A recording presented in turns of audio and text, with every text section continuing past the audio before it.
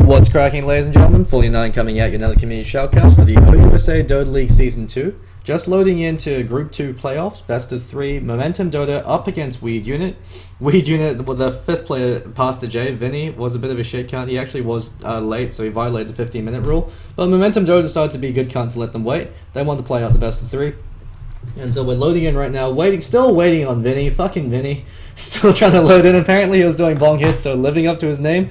Hopefully it shouldn't impair his ability to play Dota.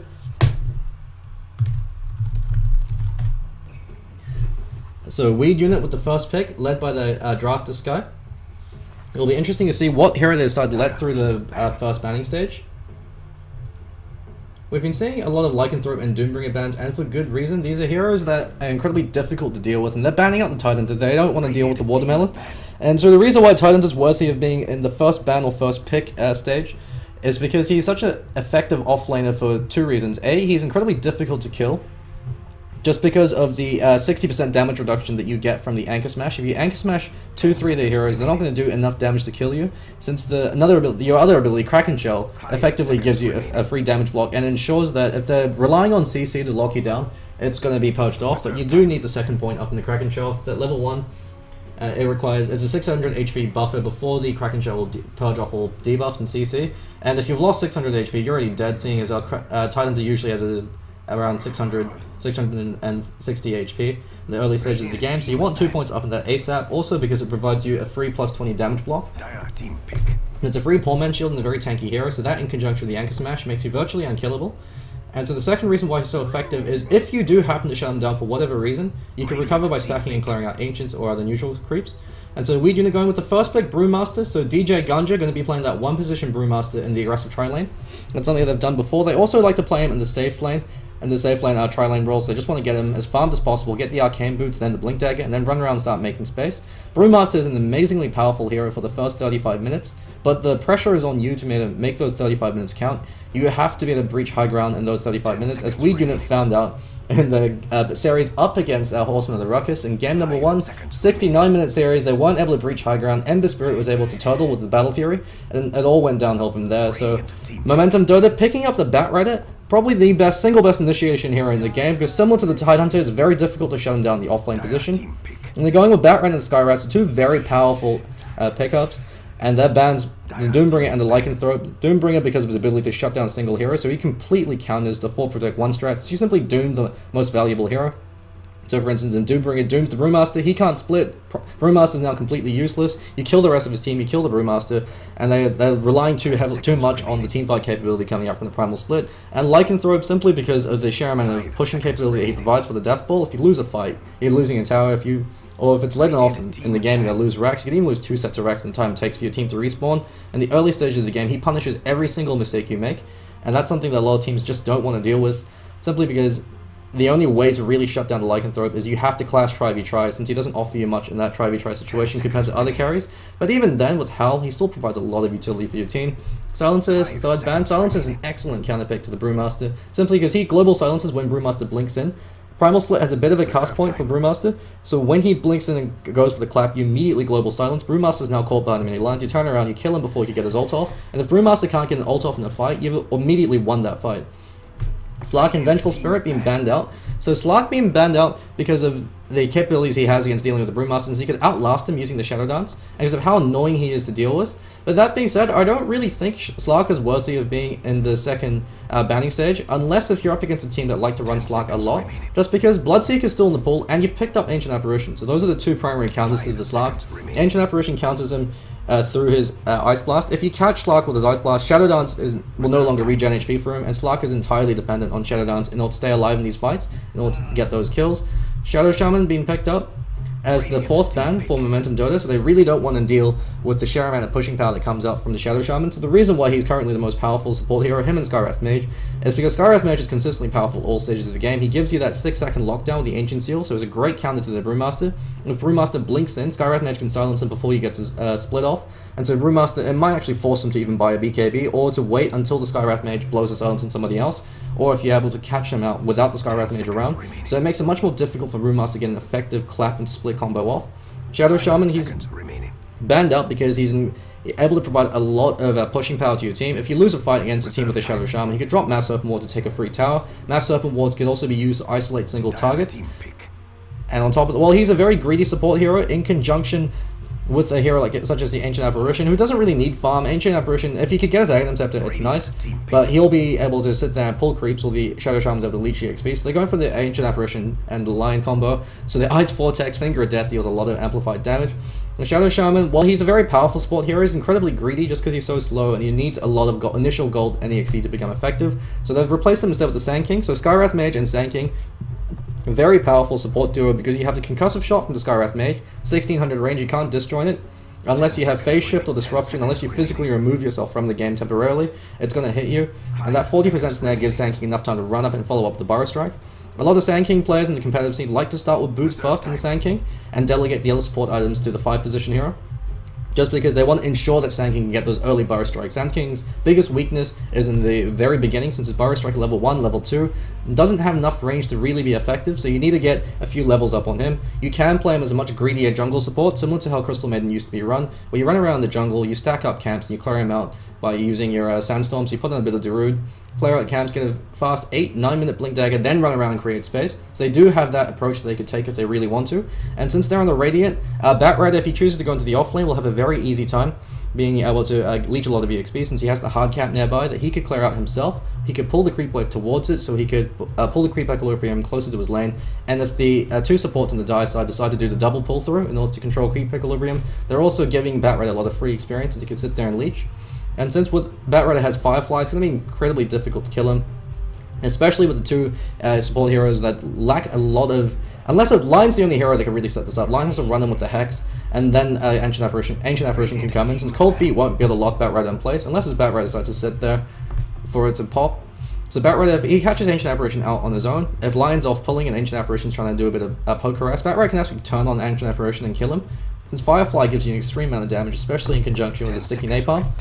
Razor is the 4th pick coming up from Weed Unit, so most likely going to be a mid Razor. Probably going to be played by 5200, the mid player. So Razor is incredibly powerful in this game in particular, because he has the Static Link, which is going to completely neuter the Lifestealer. His Lifestealer relies on getting up close and personal, so all you have to do is Static Link him. You can't rage through Static Link. There's nothing that will get rid of Static Link apart from distance.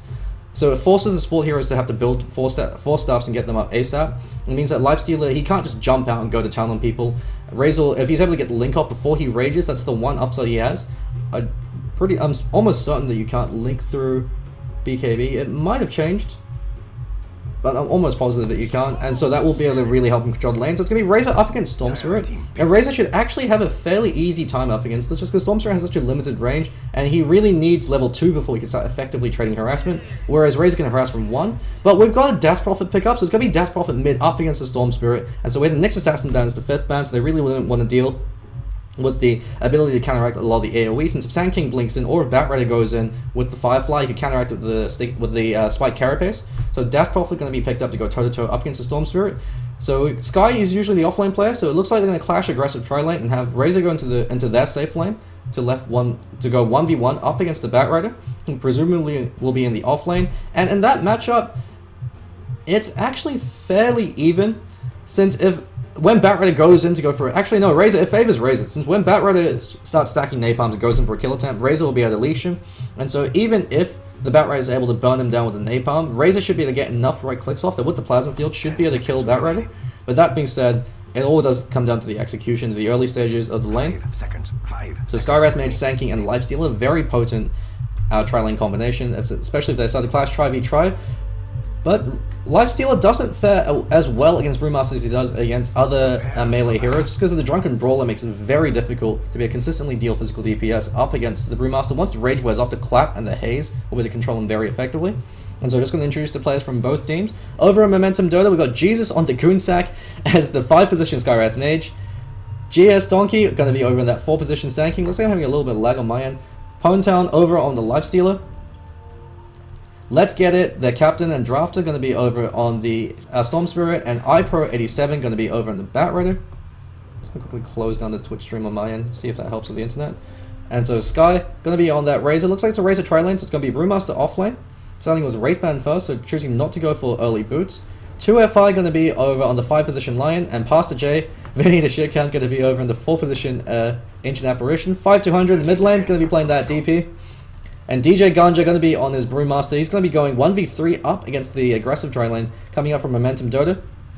It looks like he went from Brawler first, so he's going for a fairly standard build. With Boots first, it should be fairly difficult to be able to catch him off guard, but that being said, Skywrath Mage, concussive shot at 1, and Boots up in the Sankey. They want to play aggressive from the get-go. Lifesteal hasn't chosen the skills abilities yet, but if they're going for a kill attempt, we'll presumably skill up the Rage. Not the Rage, the Open Wounds, provide that extra snare. So let's get it over in the mid lane. Being pulled 2 Tango, starting with the Null Talisman as well as 2 branches to ensure he gets as many stats as humanely possible. So good recognition coming up from him. Sky spots us a Haste Rune. If he's able to get it, and if the enemy team don't realize that he has the Haste Rune with the wards down, they don't know, so he actually could go for a kill attempt. Skywrath Mage actually rotates top, so it's going to be a dual lane. No, he just went into past iPro 87, the ward.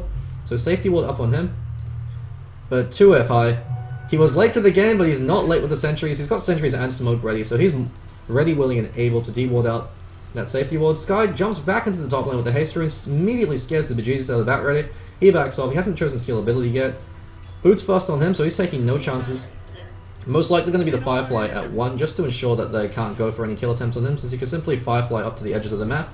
5-200 in the mid lane. Actually, 1 deny down compared to the Storm Spirit, but Storm Spirit does have better base damage than the Death Prophet. She's got the superior range though, and the Crypt Swarm, so she's going to use that to control the wave. And the Death Prophet's a very powerful 1v1 hero, just because the Crypt Swarm gives you so much. It gives you a way to harass the enemy hero, get CS, and push out the wave at the same time, so it ensures that you win the rune race. Let's get it.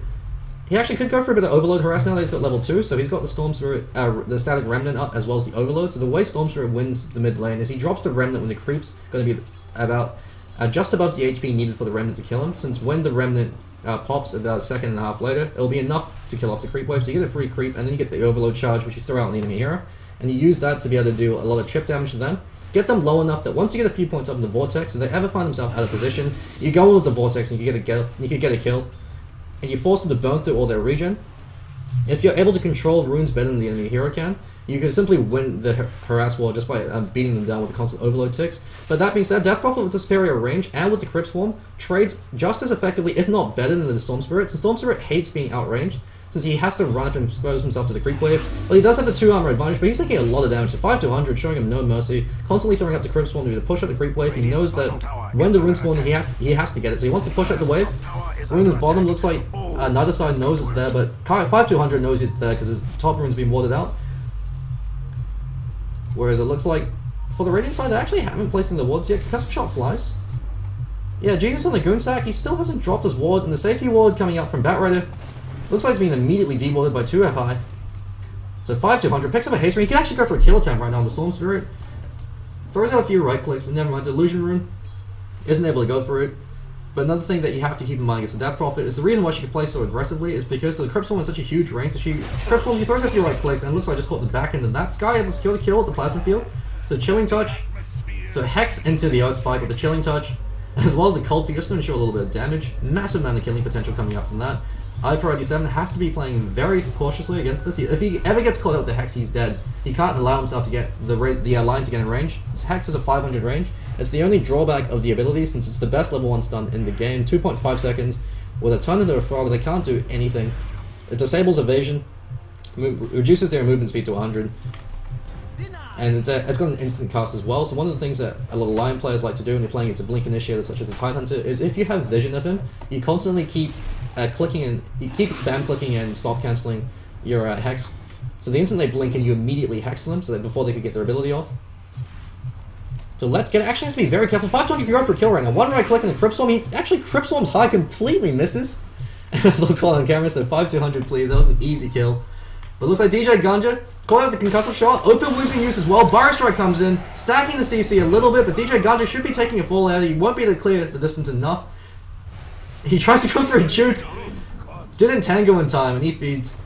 So offlaner for offlaner, level 4.5 for level 4.5, so both offlaners off to a fairly rough start. Looks like Barrow is having a much more difficult time compared to DJ Ganja, because he's able to get a lot more CS. Haste Rune being pinged out, so the ward has been deployed. Very greedy pub ward. But since the offlaner isn't going to have a sentry to be able to de-ward it, and if he does go for the de-ward, you can always go for a kill attempt. 5-200 with the haste rune, should be able to catch up Jesus on the Goon Sack. Jesus in the Goon Sack, where is your god now? Checkmate, Atheist. 5200 cuts him down. So he makes up for kills this time. He has enough for his face boots, so let's get it. Has to be very careful. But he's about to pick up level 6, so he's got the ball lightning. Choosing to go for a bit of an unconventional build. Second point over in the overload. You want to get 3 points up in the vortex as soon as possible. While I say that, Hyper 87 once again gets blown up by the combination. He can't let himself be caught up by the hex. The instant he gets hexed, he dies.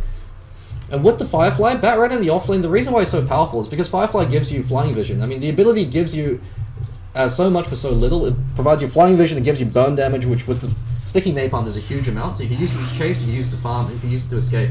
The only thing you can't use Firefly for is to get another season renewed on Fox. But that's another story for another day. So Batrider, because he's been having such a difficult time, usually Batrider doesn't fret too much since he could always recover by clearing out the jungle. But as you can see, none of the camps have been stacked out, and because they have a Sanking as well, he's the one that wants to be clearing out those stacks. And so they're depriving Batrider of his ability to recover. And Brewmaster, now he's starting to get ahead. He's almost got level 6. With Primal Split, the supports ever rotate. He can actually go for a solo kill on the Lifestealer if he catches the Lifestealer out without the Infest. Or if he could catch it in the support side, he could go for a kill. Whereas Batrider at this stage, because the supports are so close, and even if they rotate away, he can't go for a kill on Sky right now. Sky will be able to kill him with the static link, with the face boot up. You can always turn around with the Plasma Field and do a huge amount of damage if you choose to go into him. So if you get too close to the Razor, you get punished. If you get too far away, you get punished. Looks like a smoke rotation coming out. They want to spot out the Sand King. They've got a sentry up on the line. And looks like GS Donkey. He spots them out. Smoke breaks. Immediate Burrow Strike. Great Burrow Strike while he's hexed up. So good reaction coming up from them. Chilling Touch as well as the Cold Feet. Cold Feet, never mind. Not enough mana. Chilling Touch as well as the Earth Spike. One more right click. He should be able to clear the distance in time. Electric Vortex over in Pastor J. Pastor J should be taking a fall right now, especially the ball lightning. No mana up on the line. Line using the mana drain, trying to provide a bit of covering fire, but he might be taking a fall as well. There's no mana up on him. Let's get it. Immediately bottles up. 5-200. He's abandoned his teammates. He's sitting there mid, saying, buddy, it's your fault for this one. And with the overload procs and the ball lightning, he gets a double kill and recovers very nicely. He was off to a difficult lane, but with those 2 kills, he gets a quick influx of gold and more importantly, the experience. Level 8. Still choosing to go for Overload over the Vortex. The reason why you want 3 points in the Vortex is if you Vortex them from max range, you have enough Vortex time to ensure that the Remnant pops, and that constitutes a huge amount of burst damage. It's the whole point of the Storm Thrower is you want to be as efficient as possible with your mana. So because he chose to only go for 2 points, he has to Ball Lightning a lot closer to them in order to get the Remnant damage. So that means he has to be a lot more precise. But the advantage of more points in Overload is, as you saw before, it gives you a lot more burst damage if you're just using the Ball Lightning, if you're not relying on the Remnant. So if there's a situation like that where they don't have the mana to use, where Lion didn't have the mana to use his Hex or his Earth Spike, just because they chew through so much mana, and he'd burn through them trying to go for a kill on the Sand King, you could go for a kill just by spamming the Ball Lightning to get Overload procs. But the more reliable build is simply to go for the 3 points in the Vortex. He has it up now, so the earlier points in the Overload in this matchup was just to ensure that he had a bit of an easier time. 5-200, unfortunately, doesn't have enough mana to go in for the Crypt Swarm needed to go for the kill, so they used it on the Grave Silence, overestimated, I should rather say, how much mana Storm Spirit had. And GS Donkey, Arcane Boots up on him and level 5, using Burrow Strike to farm. He's having a great game. DJ Ganja, the pressure is on him, and Lion actually gets a kill over in the Storm Spirit, so he catches him out. So this roaming duo with the Chilling Touch, since Lion, he provides a lot of lockdown, but not necessarily a lot of damage until he gets his finger. And Ancient Apparition provides a lot of damage, but not necessarily any lockdown unless he's comboed perfectly with another hero. And so Batrider, Tranquil Boots up on him, so he's trying to recover. Smoke of Deceit now up on the Sand King. And DJ Ganja, he straight up rushing his Blink Dagger. He'll be having it fairly soon. And with the Blink Dagger and buff, so it no longer costs the 75 mana that it used to. On a hero like a Brewmaster where mana is critical, with just a few stat items, he now has enough to be able to pull off his entire combo. And with full mana, he'll have just barely enough to go for Blink into Clap into Split. You usually see a point up in stats if you're going to skip the Arcane Boots, as opposed to the second point in the Drunken Brawl. While he said it, 5-200, taking a lot of damage. They're actually going to take a fall right now. He pops the Exorcism. Big mistake coming up for him. Turns around, actually trading very well, but he didn't have enough mana for the Crypt Swarm. Never mind. Exorcism damage does enough. 5-200. I underestimated his ability to stand his ground in man fight. With the Exorcism spirits being so close, with the deathball being right on top of the Storm Spirit with the face boots, Exorcism does a lot of damage, and the spirits have to return back to you before they fly out and launch another attack. So if you're really close, up close and personal like that, there's very little travel time. And so the DPS goes up dramatically. That silence saved his life, so good recognition coming out from 5-200, getting an early point of silence up against the Storm Spirit. Usually you want to max out your Witchcraft as soon as possible because it makes your Crypt Swarm and your Exorcism a lot more efficient. And he's very happy for that trade, enable him to recover and bounce back in.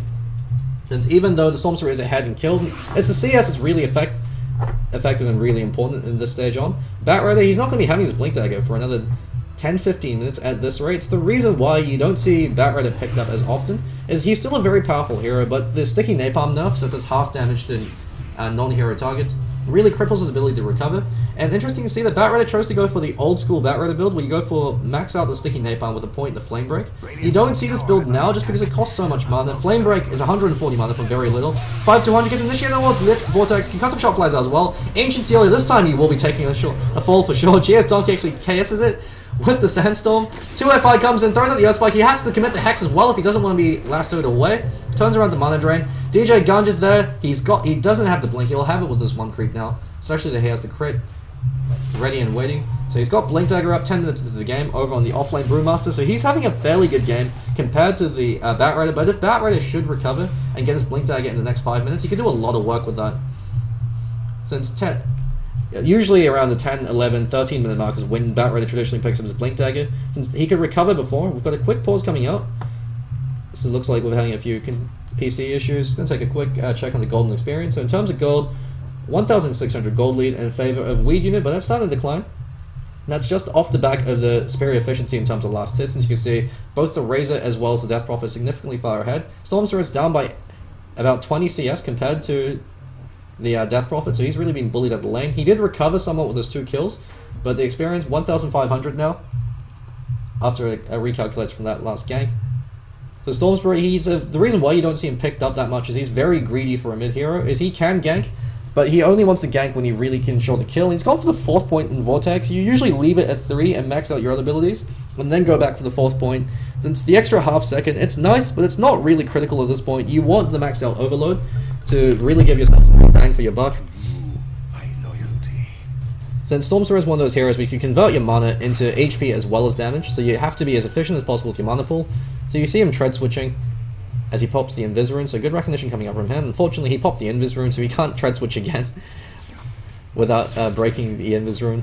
11-minute Midas up on the Lifestealer, who chose to go for phase boots first so he could fight a lot earlier. Not necessarily too sure how I feel about this pickup.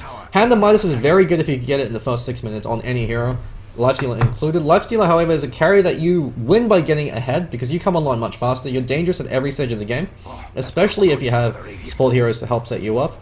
And so you want to get further ahead. Midas doesn't really get you further ahead. It does if it could pay for itself, if the game drags on for another 30, another 40 minutes. But if you get shut down, if your teammates are going through these fights, and if you're dying because you don't have your next big item, you don't have your Drums of Endurance, you don't have your Armlet Medigian up in time, that could be a critical factor. Since he's a hero that, like similar to a Viper, you have to have a 1 item advantage to be able to go toe-to-toe with another carry. Brewmaster over in the top lane goes for a good kill attempt over on Skywrath Mage. Did get the Ancient Seal off, so it looks like he didn't have to use the Primal Split, but with the clap, and with Sky nearby with the Plasma Field to clean up, he's almost got his mechanism. Good gank attempt since he didn't have to use his Primal Split. Since Brewmaster early on, when the Primal Split cooldown's a lot longer, you fight around the Primal Split. Every time you have it up, you win a fight if he's able to get it off effectively, especially the Blink Dagger. So at this point, if we get a group up as 5, they should be able to reliably win every engagement, so long as DJ Ganja doesn't get Ancient Seal. So the fact that he didn't have to use it to go for a kill means that they have it to go for another tower or another kill attempt. So they can group up and take this mid tower. So they've taken the top, so they have a little bit more map control. I mean, that's the most useless tier 1 tower in the game, so it doesn't really give you much map control. The only real thing it gives you is the fact that you can move him from there to try to gank the mid lane a bit easier. But other than that, we've got 5 heroes grouping up from Weed Unit. This is something they really like to do. They like to group up as 5, take these early objectives. GS Donkey! Burrow strikes out, caught out the blink as well as the Hex.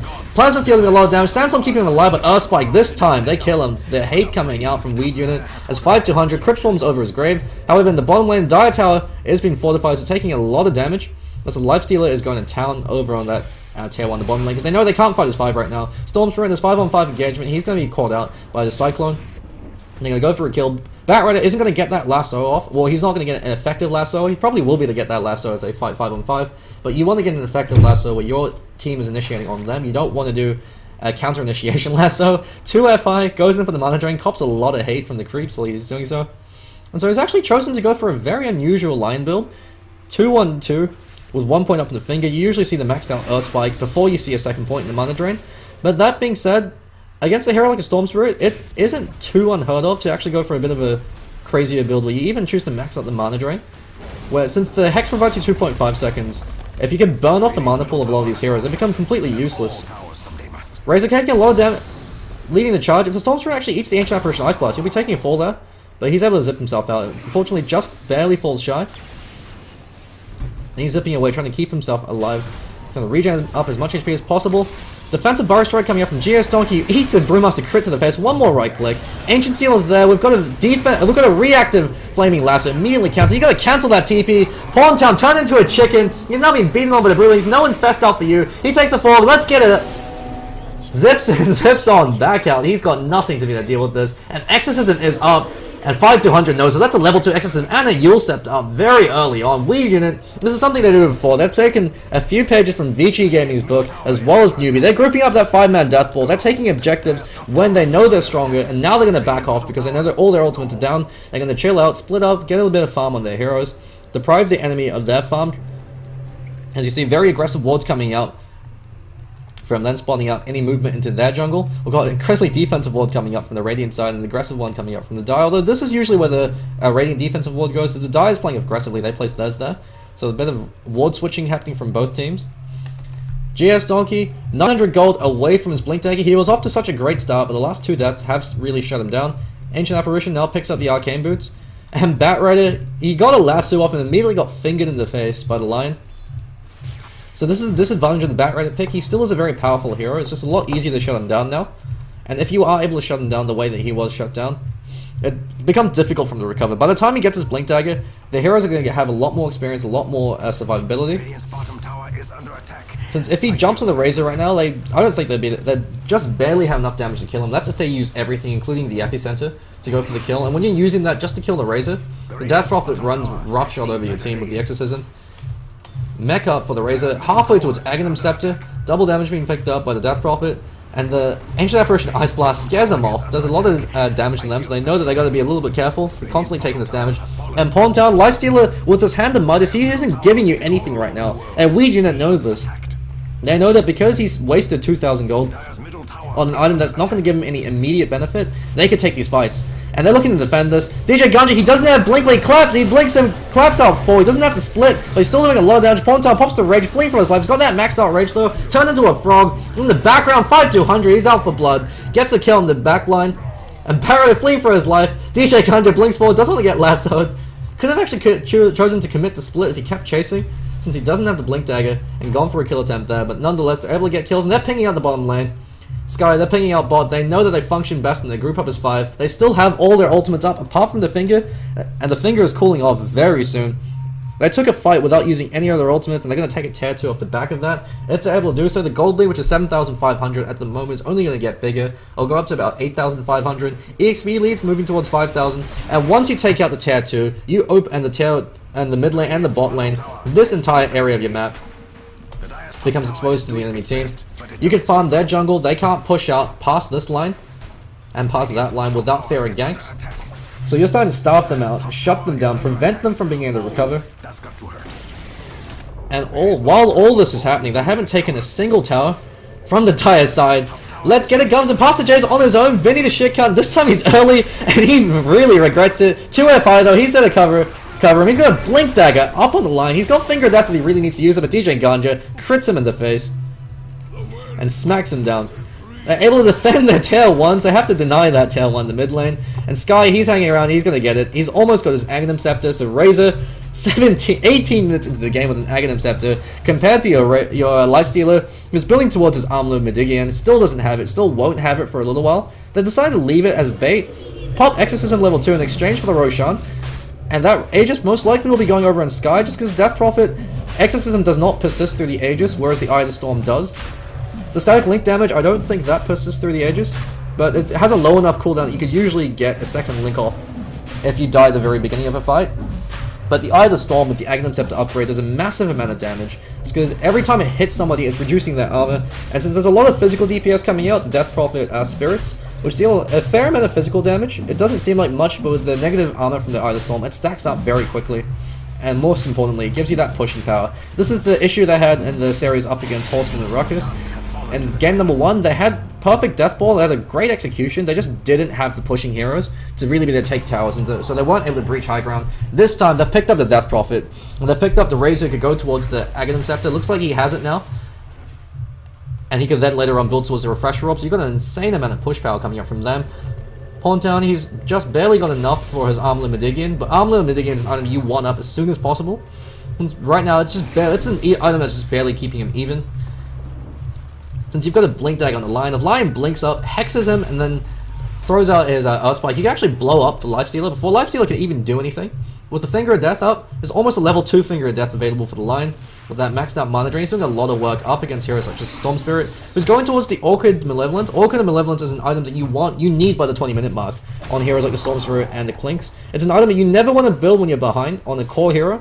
If you're playing a utility hero such as a Bounty Hunter in the offlane and you're building towards an Orchid and you pick it up later on in the game, against certain heroes it makes a lot of sense and it can be quite an effective pickup.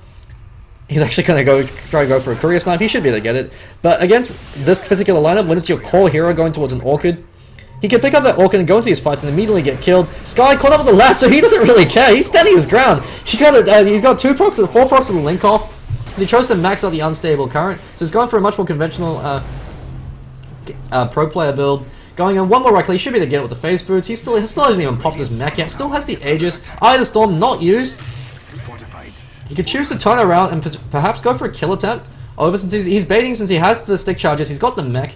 He's baiting Pawn Town forward. He wasted his open wounds, and while I say that, Storm Spirit blown up by the Lions over in the bottom lane, and 5-200 with the Exorcism Spirits up. They should be able to take this tier 3. They can't defend this. Pawn Town, he's got nothing. He's got enough for a Rage. Doesn't have enough for an open wounds. Epicenter Blink comes out. Unfortunately, only catches 1. 5-200. You'll set himself out in time. 2FR, he could be the sacrificial lamb. He turns around as a great 2-man Earthspike, and he's fleeing for his life.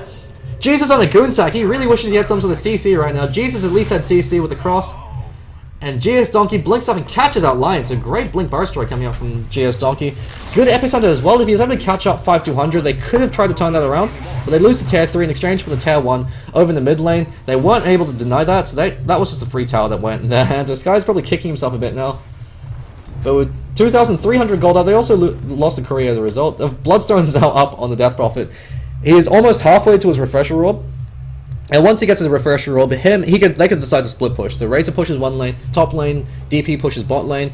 Which one do you go for? You're either dealing with one that's got the Exorcism, can take out your towers, or you're dealing with one with the Refresher ulti. Or if they group up as 5, you can't fight into them. You can't fight into Exorcism enough as it is. Just a DP with an Exorcism is enough reason to stay the hell away from them. Razor with an Eye of the Storm, an Aghanim Scepter Eye of the Storm is enough reason. With double Eye of the Storm and the Exorcism up, there's really nothing you can do when they pop their ultimates. You just run the hell the other way and pray to God that they're not able to run you down. But Bloodstone up on the Death Prophet, usually I'm very critical on this item, unless you're able to get it by the 20-minute mark. And since it's 21 minutes, we'll have to figure 5-200 for this. It's a great snowball item if you're ahead, especially in a game like this. Since the other advantage of the Bloodstone is it reduces the amount of respawn time you have. You're able to build up enough charges. So should the game go really late and they get to the point where buybacks become really important, if Death Prophet has a large bank of charges saved up and she's able to come into these fights a lot faster, she can help delay any pushes happening from the enemy team. Death Prophet, while she doesn't scale really well into the late stage, just because Exorcism has a flat scaling point where it just tips off, if you get enough farm, if you get something like a Shiva's Guard, if you get Refresher, but while I say that, Ball Lightning Burrow Strike is not being used as well as the Flaming Lasso. They finally are able to kill 5-200, but in 15 seconds she's back to life. So the Bloodstone are already doing a lot of work. Since they could group up, they have all their ultimates up, apart from the Finger, since Ice Blast will be cooling off fairly shortly, never mind. Looks like he used it just before. So the Lion level 2 Finger of Death is off cooldown for the next fight, and that can instantly kill the Skywrath Mage in conjunction with another ability. So the Plasma Field of Fly will probably hit the Skywrath, and then Lion throws out the Finger, or if you blink, Hex the Lifestealer before he rages, and you can blow him up. Since Storm Spirit, he has to build a BKB against a particular lineup, just because the Lion will be able to catch him out. So 2FI, he's hiding behind the Razor, since they know that they have to initiate on Sky. He's got the Eye of the Storm active, and he's got the Aegis. If they leave him alone, he will tear through their tower, or at least do a fair amount of chip damage to it. And 5-200, also going to be the front line here. So these two heroes up the front, DJ Ganji hanging in the wings, he's going to look to get a jump in. So they know that the enemy team, they have to initiate onto him. They don't have to initiate at all. The ball is in Momentum Gaming's court, and the Momentum unfortunately isn't with them. In fact, it's kind of working against them. Blink Burrow Strike on 2. Great initiation coming up from GS Donkey. Sky's actually going to be taking a fall. Finger of Death kills off the Sankey, but he immediately comes back to life the edge of the Immortal. 500 taking a fair amount of damage, but the Storm Spirit no longer has any mana. That level 4 mana drain doing a lot of work. Backrider fleeing for his life. We've got a buyback coming up from Sankey just to try to hold this. Blink Spike over on the Let's Get It. And he's going to be taking a fall with the Bruising Immolate as well as the Plasma Field. One more right click. That Kinky Ball of Lightning. He gets out lightning by Barry Pandarean being played by Sky. Blink Burrow Strike only a 1 on Pastor J, who's probably the lowest priority target at this stage. Questionable Blink initiation coming up from the Sankey. He just throws his life away. We've got a Lasso, no Firefly, and DJ Ganja. You can actually choose to blink and go for the kill if you really want to go for this. They Yule Stepped up the Lifestealer. Pawntown not able to do it too much. Clap unfortunately misses. They just have to focus down the racks. They can ignore everything else. Boots of travel up on the razors. They can back away whenever they want. First set of racks to be taking a fall in favor of Weed Unit, who are 15,000 gold ahead. Bottom set of racks exposed as well. They're going for the throw. They're making sure it's 2 sets of racks. 9,000 gold lead. Jesus on the goon sack, fleeing for his life. He knows he can't be too far forward, especially the blink initiation coming up from DJ Ganja, and they're backing off. They know that Sand King's respawning. Their ultimates are all down. They lost the Aegis. There's no point in staying there since they could potentially give them an avenue to turn around. Skywrath Mage has Mystic Flare Up. Looks like he's on mech duty. We'll be building it fairly soon. He's got enough for the recipe, and he's got 600 more to go for the headdress. Storm Spirit has to build a BKB if he wants to stay in these fights, since Lion, even if he's not hexing him or earth spiking him, just a mana drain alone is enough reason for him to have to get a BKB. He's doing a lot of work in these engagements. Armlet and Sage up on the Lifestealer, so he's got good items up. It's just, he just doesn't have enough. In terms of net worth, he's significantly far behind the Razor as well as the Death Prophet. Those 2 heroes will be able to go to town. Lifestealer's a hero where you have to always be ahead, or at least be a little bit over. Or if you're even, then it's not too bad. But when you're this far behind against 2 carries, it's very difficult. And Death Prophet looks like she's going towards the heart of Taras, but she just has to tank up. They know she knows that there isn't enough physical damage on the Radiant side to justify going for a Shiva's Guard. She still can go for it for the intelligence as well as the pushing ability. But she knows that since the majority of the damage is magic based, stacking HP will give you a lot more sustain, and when you're going for slow siege, you can move in, chip away at the tower, tank a few tower shots, back off, and then regen up some more. Brewmaster choosing not to go for Arcane Boots, actually chooses to go for Treads. This is a bit of a mistake, just because as you see right now, he's completely out of mana, and Brewmaster, you always want to make sure you have as much mana as possible to keep throwing out your claps, because your clap and your Drunken Haze do a lot of work in these fights, especially considering the fact that Lifestealer, once his rage wears off, he's got no way to be able to purge off the Drunken Haze. He's not going to be going towards an MKB anytime soon.